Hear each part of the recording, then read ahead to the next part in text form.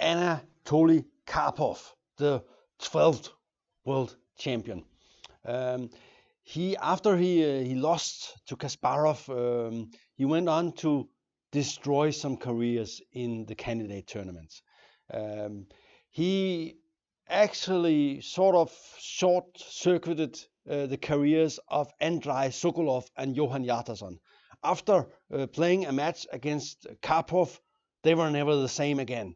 And they were at the height of their careers, and after that they sort of, well, you cannot say they faded into the dark because they were still strong players, but it was just not the same. The magic has gone. The sky was not as blue anymore. And the thing is, when you lose to a player like Karpov at the height of his powers, you don't know why you lose. And this has a terrifying effect on the way things goes. Especially Sokolov was a really hard fall. He was number 3 in the world, a happy young guy, and then after running into the steamroller Karpov, he just, well, it was never the same. He managed to hold on to his place in the top 10 for a little while, and then he just sort of slipped and slipped and slipped. He's still playing chess, but he's not nearly as strong as he was. We'll see. I think the game that actually broke him is in 1987, and it's in Linares. It's a match game number 10, and Sokolov had some chances. He was not without chances, but in this game he just, well, I think after this we never got his air back. Karpov is white. This is the Queen's Indian opening, and Sokolov was the kind of guy who always played the same openings. He had a repertoire, and he played it, and he was like a little bit like a one-trick pony. Today, almost nobody does this. Maxime Lagrave is maybe the closest you come to a guy that will always play the Grinfeld and the Knight off, and this is sort of handicapping himself a little bit too much, because people will come with nasty preparation from cloud databases. But back in 1987, this was not the problem. But still, they will come with something for sure. And Karpov, of course, choose the way he wanted to play. I think nowadays they play c6 first to avoid this line, which I think is probably okay for black, but I also, it seems that you should maybe avoid it. And I will definitely kind of avoid this kind of position against a player like Karpov. The loss of the castle is not a problem. White will just put his king here. By the way, the next player we'll see, Johan Hjartarson, has probably studied this game, because he later played this line against me as white and won a great game. But that was much later. That was in the 90s. This position should be, more or less okay for black. White's bishop is not the best, but the structure is slightly better for white, who has a majority on the king side. And this is a normal maneuver. Black wants to, it looks weird, but the idea is simply to go like this and then play where the knight is very well placed, and then play c5 and attacking d4. So and white want to utilize the majority on the king side, but this knight is in the way of the f-pawn. What white really want to do is to play here and sort of dominating black's king side, and maybe transpose it into a king side attack. Knight d8, very normal move. Knight d1, c5, attacking d4, getting ready for the center. If white is just allowed to play something like this, and the knight back, and queen d3 and f5, black is in trouble. So you have to do something. f4, normal. And black, of course, will have to do a lot to get some activity. White's king is not completely safe on d2. And he starts, and it's all very logical moves.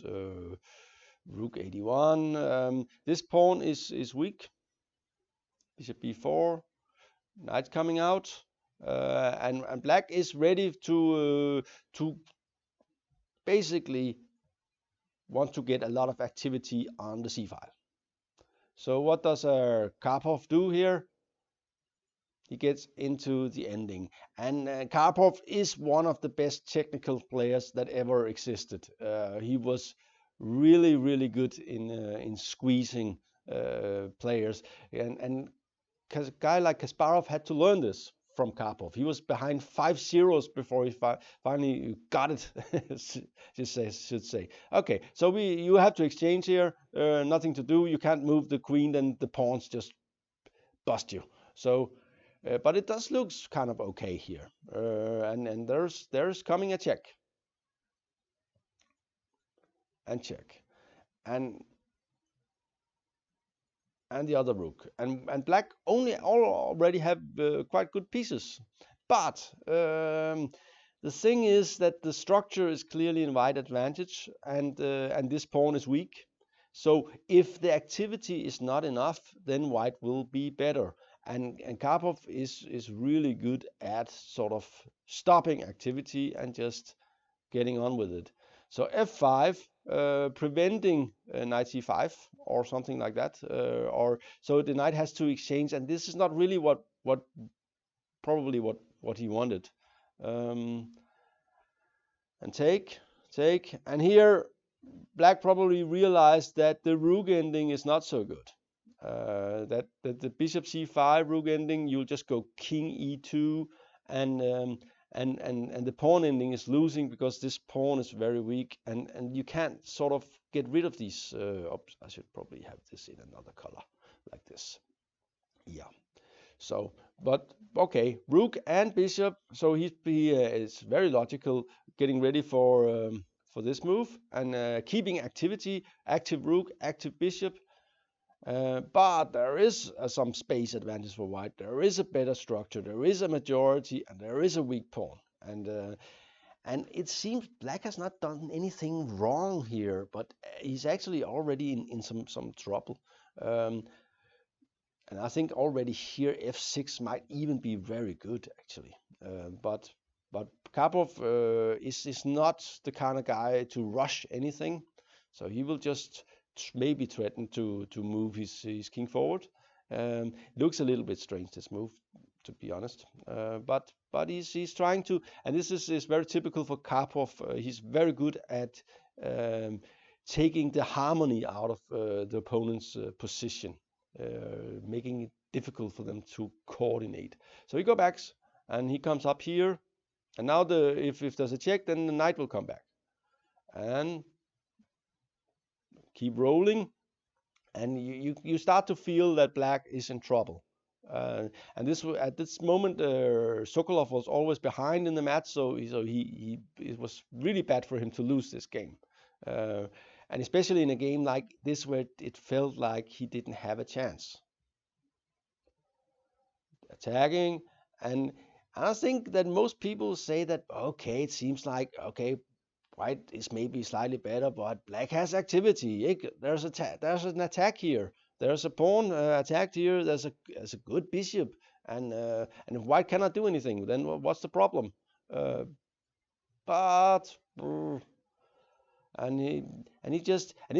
is also the kind of things that you just give away this square, but it's only a check, and this knight is clearly better than the bishop here. At the moment, but you don't want to exchange it because the rook ending is not so great either. And at the moment, also white has some ideas to create a pass pawn on the king side. A6, and again, just going back, and okay, taking away the square from the knight, and Karpov just probably did play a little bit too passively here. Just was a little too happy with his position and should have done something. But black loses, and well, maybe he doesn't lose his temper or his patience, but it does give the knight a great square here. But okay, the pawn was hanging, and in comes the check. The knight is coming, and the bishop starts to look a little bit stupid now. king getting ready to roll. Keeping coordination, keeping control over this square all the time. Knight comes in, and you're okay. And he changes into an attack here, which is kind of interesting. Problem for black is he cannot allow the pawn to go forward. Something like this is a disaster because of this, I think. And this one is hanging. This will lead to a mate. So he has to do something else. He cannot take either because there is hitting here and here.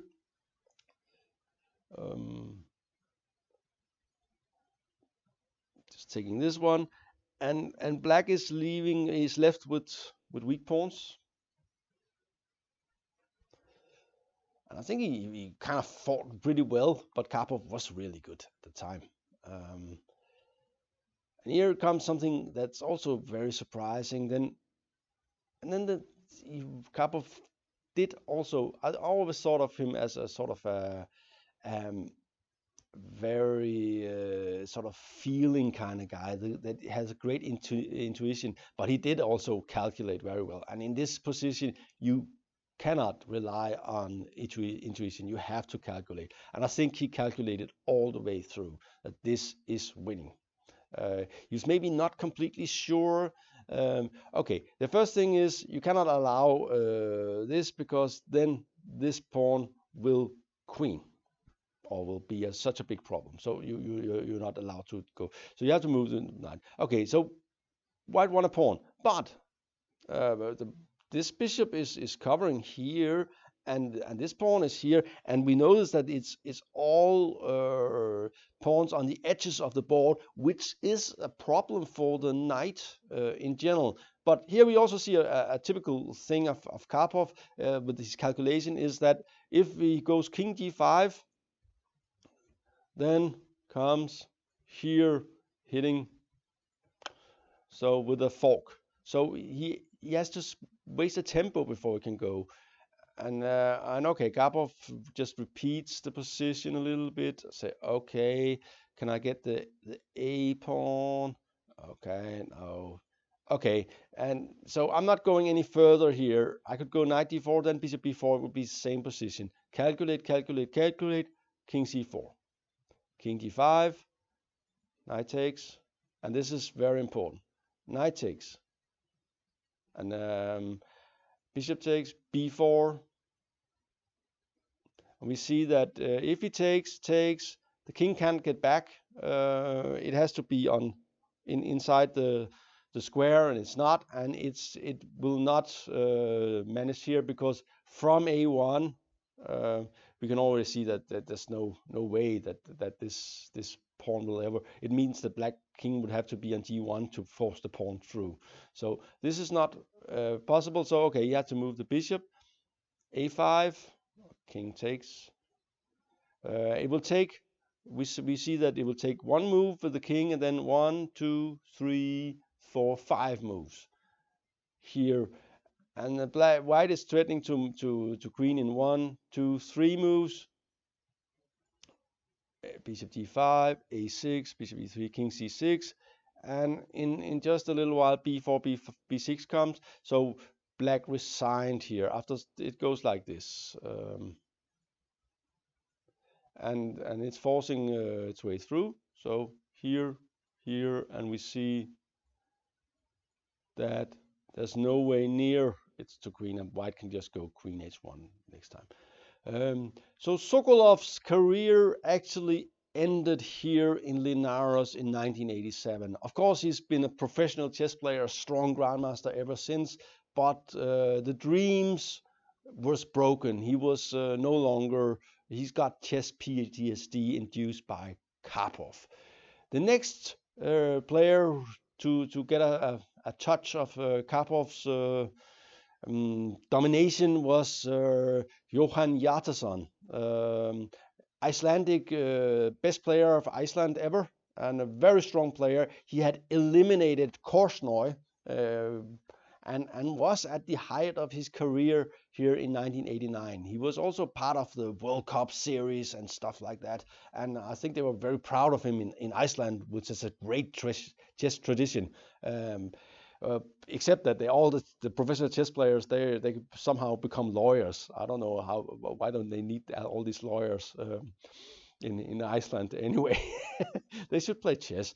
Okay, but yeah, by the way, Hjartarson is back to chess, and he's a friendly guy. And by the way, he also speaks Danish like a lot of Icelandic people does. But in 1989, he met Karpov in the candidates quarterfinal in Seattle, and he was eliminated in a way that I don't think he ever really recovered. After that, the self-confidence was just not the same. And the way Karpov won was also, well, I would have lost all confidence losing like this. This is match game 3. Hjartarson is white, and Karpov at that time was using the Spanish Zaitsev, which was his second, which is this line. And this is still topical today. They found out all kind of idea with taking on d4. I find them a bit strategically risky, but they're interesting. But Karpov always did this. And black is training a lot of pieces on this square, trying to keep white from getting too many pieces towards his king. White has a slight space advantage in this Spanish opening, and often he can sort of exchange that for an attack. We talked a lot about that in other videos, and we'll talk a lot about that in the future videos because it's a very important concept. Okay, knight bd2, bishop f8. Hjartarson could take a draw with this and rook f8 and knight f3 if, of course, black can avoid the draw, but Karpov would not have avoided the draw. It was his philosophy that draw with black was always fine, more or less, and winning with white was something you had to do. Anyway, of course, when you're playing a match, you have to press with white. And this line with a3 is not, this was Hjartarson's preparation, and it's not direct enough. I think a4 is clearly the best move, and white has also switched to a4 in recent year and done quite well. a3 is too slow. You're giving this bishop here some more air. You're also making this very solid, and basically you're saying that black doesn't have a good move, but I'm not sure that's correct, and it's slow. Also, it seems that you just made air for the bishop here, and then in the next move you place it here. It makes no sense somehow. Anyway, and black goes over to the Breyer setup. A Breyer setup is the one you get here, and okay, it's an interesting position. They're both in good position, as we see that white is protecting e4 here with these 3 pieces, and black is attacking with these 3 pieces. And of course, if white could somehow overprotect the pawn, he would be making all his pieces more flexible. White is hoping to one day to make this maneuver, but he played the opening, so he couldn't do that. To get it nearer the king, these squares here are interesting for attacking purposes, especially when black played h6, which sort of weakens the square. One day he's also hoping that this bishop might return to this one proud diagonal and attack here, which is one of the soft spots in black position. Black, on the other hand, is hoping to achieve this move, blowing up the center and making all his pieces good. Bishop b2.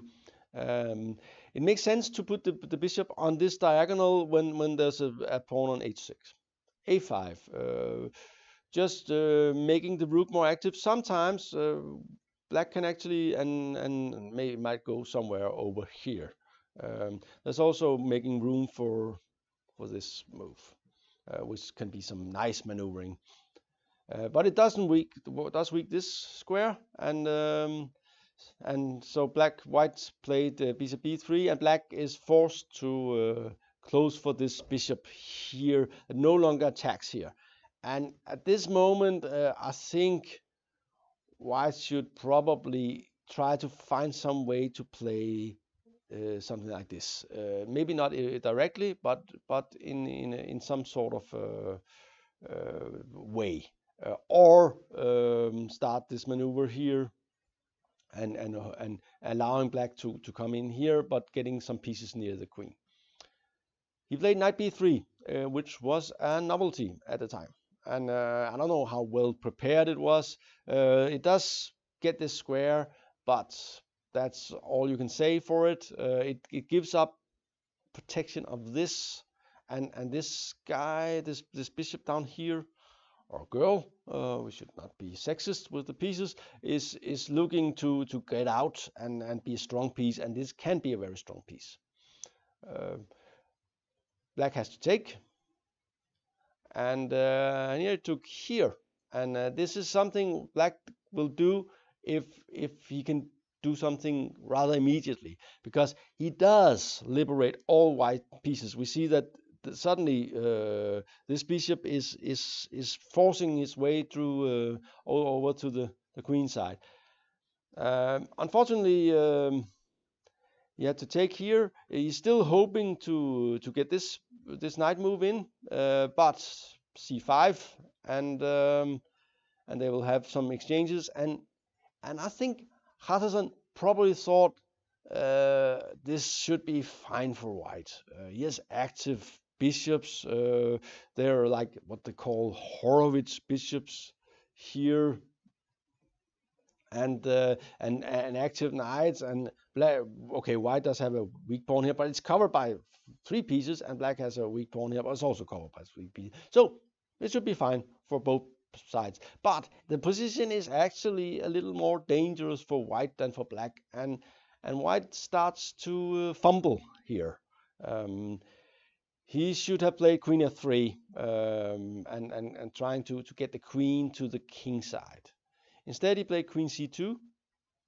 It looked like an alibi move, and Karpov just plays normal move, knight df6, keeping control over the center, getting ready for, and he does eye that this bishop here is really a strong piece now. So there are some chances, and this king side is a little bit bare. So here comes, and this is a very strong move. So black realizes that he does have the advantage. There's no attack for white, but there might be an attack for black, and already you might still, you can be a little bit afraid of this. You can also be afraid of if you can cover this. So Hjartarson tries to exchange some pieces. And here we see that black is already very wide. It's almost symmetrical pawn structure, and it should not be so bad. But it's not easy when you're playing against an opponent who plays only good moves. At the moment, also these 2 pieces here are out of the game. They're not playing part, while the other pieces might all join the attack. At the moment, black is probably threatening something like here, and the king cannot go in here, because then this pawn is hanging from the knight due to the bishop here. So it's starting. Dark clouds are gathering around white's king. He has to be careful. Queen f1, bishop f1. But white has realized he has no advantage at all. He's trying to hang on here, bolstering the pawn. Then come this, and the threat is not so difficult to see. The thing is, this is threatening, and then there will be a mate down here if he takes. Okay, covering the pawn on a3. This is still looks like kind of normal, and this is also probably why this was so hard for Hjartarson later on to lose this game, because it seems like he was playing normal good moves, and he's just getting totally killed from this position. Bishop d6. Bishop comes out. The idea is clear here, and there's no, and you cannot cover this pawn. So it's all hanging together, and white is forced to get rid of the knight, and this of course weakens this square, and it's also weakening this pawn. So this is already starting to look bad, and the knight comes in here, and it has great ideas to go here, hitting here, or here, and hitting everywhere. So, and there's also this idea. Oops, I'll do like this. So already white is in serious trouble. He might manage to survive with something like this. It's possible. I'm not sure I would trust this in a games against Karpov, but this is what is suggested. He instead played knight d1, and comes another knight, and here he's simply he's starting to panic completely. The thing is, there is no real defense now. White didn't get to coordinate from this position. The next move would be something like, for instance, this, and the rook is coming in also to join the attack. And I don't see white survive this, to be honest. This is you will not get these pieces coordinated again. This is just not possible. Okay, he took here and sort of panicked. The idea of course is take and queen g6. Problem is check. Okay, I can show you their idea was rather naive here with some counterplay, but he just gives a check and take here, and of course now the idea is that this bishop is trapped, but it's not. And after this, well, everything is coming out, and white is mated. So this was the end of Hjartarson's dreams of becoming world champion, and this was what losing to Karpov looks like when he was at the top. It just feels like you have no chance. Thank you for watching GM Talks. I hope you enjoyed this also rather long video. It's been fun. I've always been a great admirer of Karpov, and I found it fascinating that you can win like this, where it seems on the surface at least, white didn't do anything wrong, and suddenly he was just totally lost. Thank you for watching.